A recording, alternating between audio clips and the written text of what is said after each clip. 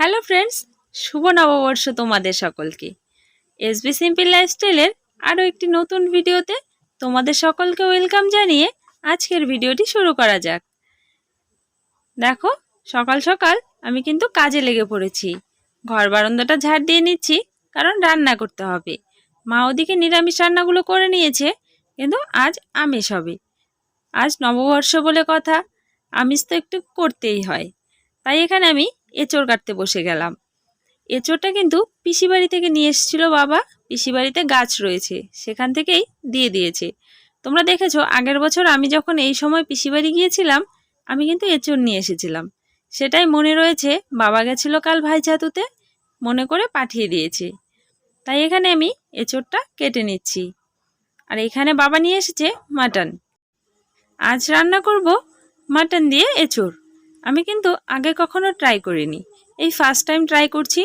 বাবাকে বলেছিলাম শুধুমাত্র মাটন নিয়ে আসতে, সঙ্গে চর্বিও নিয়ে এসেছে। কিছু করার নেই, একসঙ্গে ছোট ছোট করে কেটে দেব। এটাকে আমি এখন কিমা করে নেব। আমি বাজার থেকে করে আনতে না করেছি, আমি নিজেই পছন্দ মতো করবো বলে। দেখো, এখানে রান্নাটা প্রায় হয়ে এসছে। সঙ্গে কিন্তু আমি আলুও দিয়েছি, কারণ এঁচোড় আর মাটন সঙ্গে আলু থাকবে না তাই কখনো হয়। রান্নাটা কিন্তু একদমই হয়ে গেছে। এবারে গরম মশলা দিয়ে নামিয়ে নেব। এখানে দেখো, রান্না করে সব কিছু গুছিয়ে নিচ্ছি, গ্যাস মুছে নেব। এই বাসনগুলো মাজার বাকি আছে। রান্না হতে হতেই বেশ কিছু বাসন কিন্তু আমি মেজে রেখেছি। আর গ্যাসটাও এবারে পরিষ্কার করে মুছে নিচ্ছি। যেহেতু বাইরে গ্যাসটা বের করেছি, এখান থেকে পরিষ্কার করে মুছে নিতে সুবিধা হয়। তাই এখানেই আমি মুছে একদম ঘরে নিয়ে যাব। আর বাইরে রান্নাটা করছি, তার কারণ ঘরে কিন্তু গ্যাসটা যেখানে রয়েছে একদমই জায়গা কম। তাই বাইরে বের করলে আমার মনে হয় সুবিধা হয়। বাসনগুলো মেজে এখানে উঠোন ঝাড় দিয়ে নিচ্ছি। ঘর বারান্দা আবার ঝাড় দিয়ে, উঠোনটাও একদম ঝাড় দিয়ে আমি স্নান করে নেব। স্নানের পরে না এইসব ধুলোর কাজ করতে ইচ্ছে করে না। আর আমাদের উঠোনটাতে নতুন বালি ফেলেছে, তাই প্রচুর পরিমাণে ধুলো। ঝাড় দিতে অসুবিধা হয়, লেপতে গেলেও অসুবিধা হয়। কিছু করার নেই, জায়গাটা একদমই নিচু।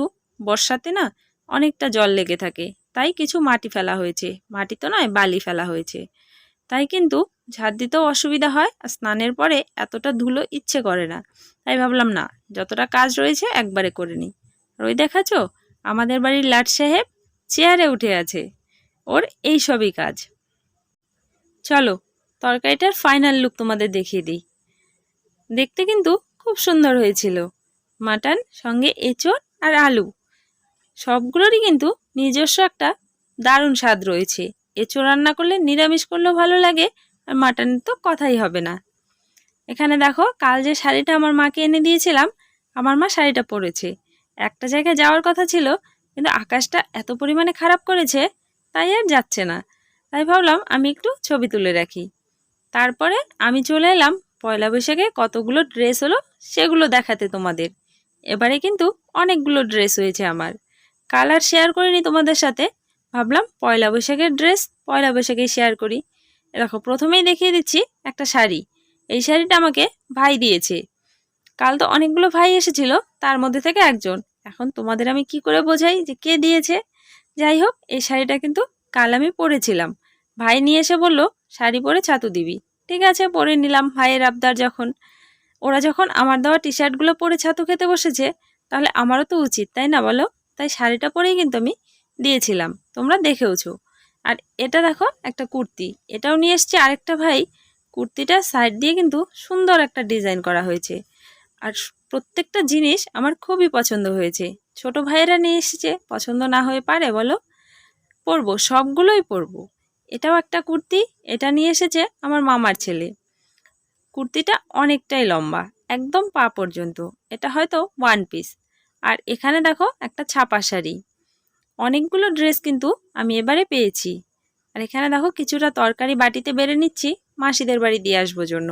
অনেকটা পরিমাণে হয়েছে, আমি আর বাবা খেয়ে তো শেষ করতে পারবো না, তাই ভাবলাম মাসিদের একটু দিয়ে আসি। দিয়ে এসে ঘরে অভি এসেছে দিশার সঙ্গে। আর বাবা নিয়ে এসেছিল সিঙ্গারা। আমরা সবাই বসে বসে সিঙ্গারা খাচ্ছিলাম আর গল্প করছিলাম। মা, বাবা, আমি, অভি, দিশা সকলেই ছিল। মা খাচ্ছিল না, মা আমাদের সঙ্গে বসে রয়েছে। আর অভি খুব দুষ্টুমি করছিল, আমার সঙ্গে কথা বলছিল। তাহলে ফ্রেন্ডস, আজকের ব্লগটা কিন্তু খুব বেশি বড় করছি না, এখানেই শেষ করছি। নতুন বছরের প্রথম ভিডিওটি তোমাদের কেমন লাগলো আমাকে জানিও। এবছর আরও ভালো ভালো ভিডিও কিন্তু তোমাদের আমি দেব। সেক্ষেত্রে আমার এসবি সিম্পল লাইফস্টাইলের পাশে থাকতে হবে।